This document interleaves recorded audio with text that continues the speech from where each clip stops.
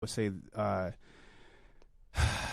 they're two little kids, Ian and Taylor, who recently passed from cancer, and throughout our filming, I was communicating with them, knowing that they were both terminal, and what they said to me is, and their parents said they're trying to hold on till this movie comes, and to a certain degree, you hear them say that, and you're like, wow, that's like, I gotta get up and go to the gym. I gotta get up and go to work. I gotta learn these lines. I gotta work on this accent. Seeing how devoted all of my castmates are, and knowing that will be something meaningful to them. But it's, to a certain degree, it's a humbling experience, because you're like, this can't mean that much to them, But seeing how the world has taken us on, seeing how the movement, how it's taken on a life of its own, I realized that they anticipated something great. And I think back now to a kid, and just,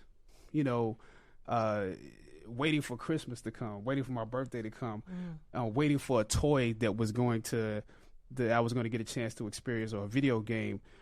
I did live life waiting for those moments. And so it put me back in the mind of being a kid, just to experience those two little boys' anticipation of this movie. And when I found out that they...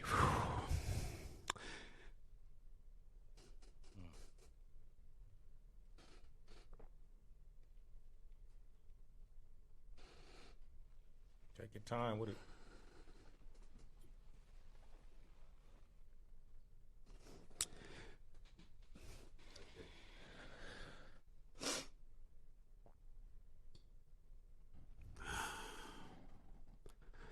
Yeah, it means a lot. As Trump supporters squared off last night with counter-protesters, the day ending with a deadly shooting. Police officials confirmed that hundreds of vehicles formed a pro-Trump caravan and drove into downtown last night, starting at around 5:30 Portland time. It was around 8:30 Eastern, of course. Police responded to fights, disturbances, and collisions involving members of the caravan and pedestrians, but said they were not able to get to all the incidents because they were spread out around the entire city. Police say the bulk of the caravan left downtown around 8:30 Portland time, and then about 15 minutes later, officers responded to shots fired. The shooting was caught on video, and I've got to warn you here, some may find this video disturbing.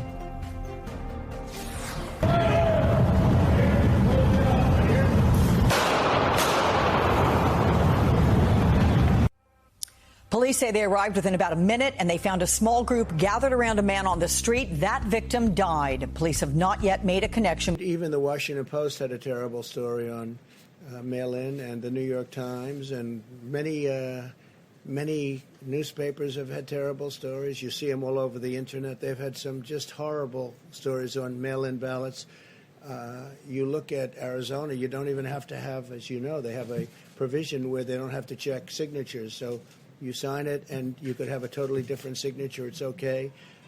It won't be approved. They have the right to go 7 days after the election for approval. So you're not even going to know who won the state of Nevada. Oh, you were talking about that? Oh, well, I just wanted to point out we did call Nevada's Secretary of State's Office Election Division, and the spokeswoman there said that simply isn't true, Mr. President, and that Nevada will continue to check ballot signatures against voter registration cards. It's done at the county level. Okay, but that's not what they said when they approved it. They said they're not going to check signatures. They're not going to be able to. And their machinery, which is old, doesn't allow them to. So it's going to be physically impossible for them to do that, especially in a short period of time. In addition, you have the November 3rd election, and they're allowed to count votes until 7 days after the election. So what does that mean? If Nevada, which is a big state and a great state, a state I like very much, and I think we're going to do very well there, are we going to wait a week after November 3rd if it comes down to Nevada, which it could very well? I don't think so. I don't think it's appropriate. It's been very, very successful, and you saw that by the numbers that were issued yesterday and the day before. Is this who's ballot? Kanye West. With Kanye he's getting West? on the ballot, including in swing states. And as you know, his wife has raised issues about whether he's having mental issues right now. So my question to you is... Hey, Kanye West does? I don't know that. Who said that? His wife said he might be going through an episode. But anyway, my question I to like you him. is... I mean, I like him. He's always been very nice to me. Are you aware of He's any of the talking about efforts... Kanye West. Are you aware of or have you encouraged anyone in the party to help him get on the ballot, including in swing No, states? not at all. No, not at all. Other than I get along with him very well. I like him. I like his wife.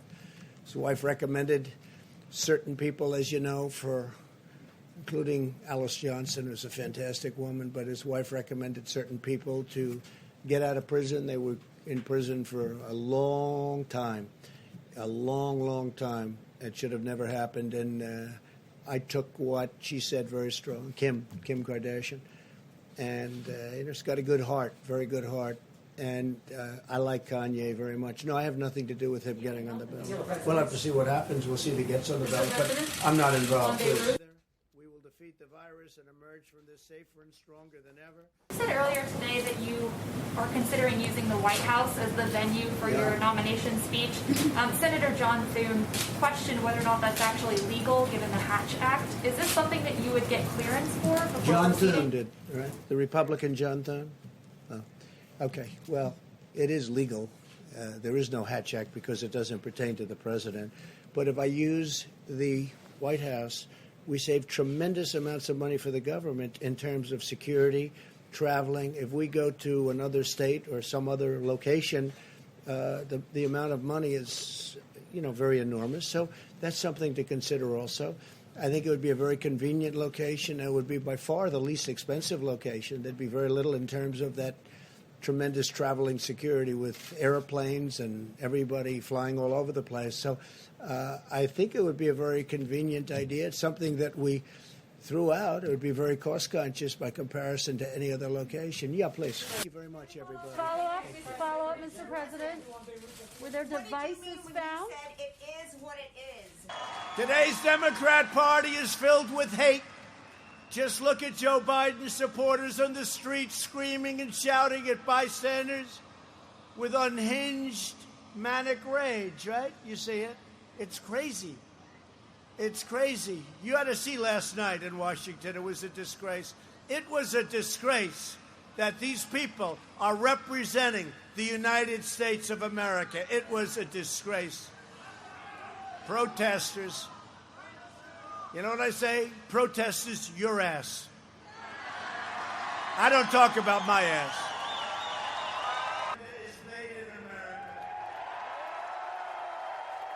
I believe he's the worst candidate, the slowest candidate, and I mean in prime time he was the slowest candidate, which was a long time ago, prime time. You know what I don't like, though?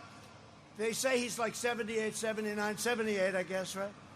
I know people that are 85, that are 88, 92. Bernie Marcus, Home Depot, is 92 years old. He's the sharpest guy you'll ever meet. There's nothing. 78 is okay. But that's a bad 78, not a good 78. 78's okay, but he shouldn't say that. You know, they shouldn't say it. The press, they say he's too old. He's not too old. He's not too old. But 78 is okay. But I know people in their 90s that are 100% sharp and good physically, actually good physically.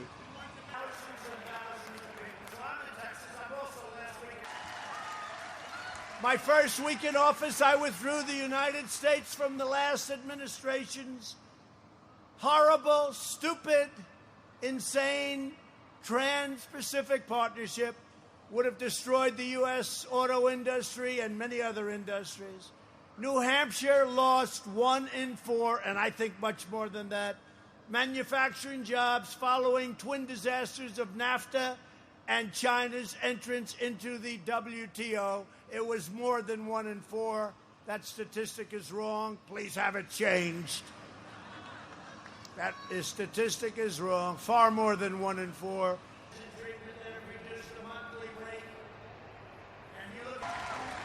And by the way, another big Democrat hoax, another big hoax. I want football back. I'm the one that's been saying, is that a correct statement? I want football back. These are young, strong guys. They're not going to be affected by the virus. If you look at it, it's generally older people that have heart conditions, that have diabetes, that have problems. These are big, strong guys. They'll be just fine. But I want football back. I've been calling for football to be back, including Big Ten. Big Ten, get with it. Open up your season, Big Ten.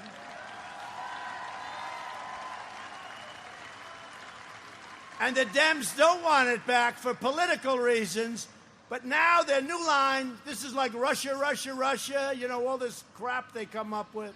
Now their new line is they are trying to blame me and keep football shut down.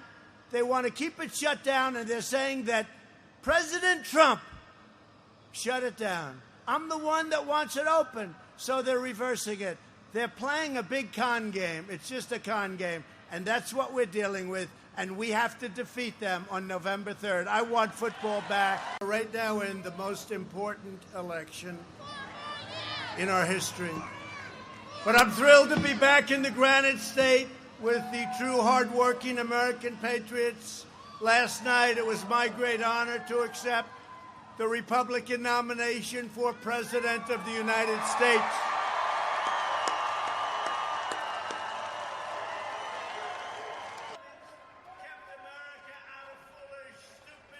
What I didn't like, it was, you saw this, right, when it was over? You saw when it was over? The thugs outside, because the Democratic mayor of Washington, D.C., it's another Democrat that's not believing in law and order. And, you know, we give Washington, D.C. a lot of money to run it. But they don't do a good job of running it, the mayor. She doesn't run anything. And these incredible people from all over the country, all over the world that were there last night, they walked out to a bunch of thugs. And that wasn't, remember this, that wasn't friendly protesters. They were thugs. They were thugs.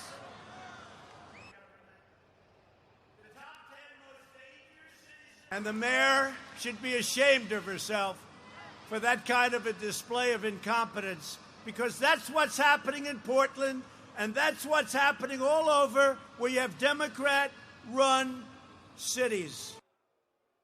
The poll numbers have swung. If you go back 6, we're going to win. We're going to win. Does anybody have any doubt? Does anybody? And that wasn't, remember this, that wasn't friendly protesters. When do we want it? When do we want it? When do we want it? When do we want it? All right. Inaction is a form of action. You have to exercise your citizenship. Show us your flag. 57 years ago, what was happening then, it's still happening now to this day. And for that reason, one example, I should say, people were marching in, ahead of my time, 2, 3 of my lifetimes ago. People were marching to have a difference in the community, to have a difference where they live, and to have a difference in their life.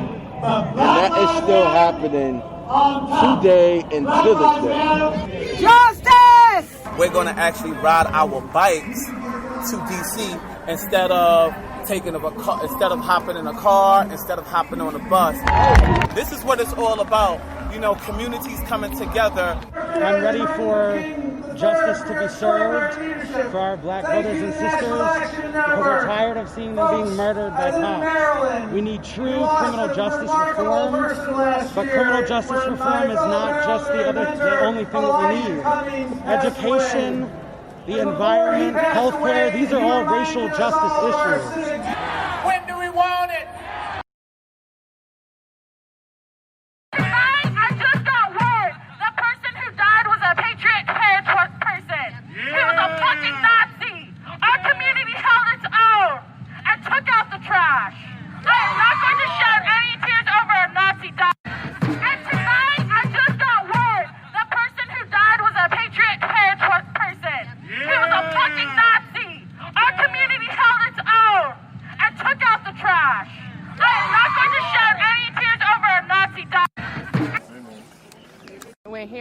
ovation.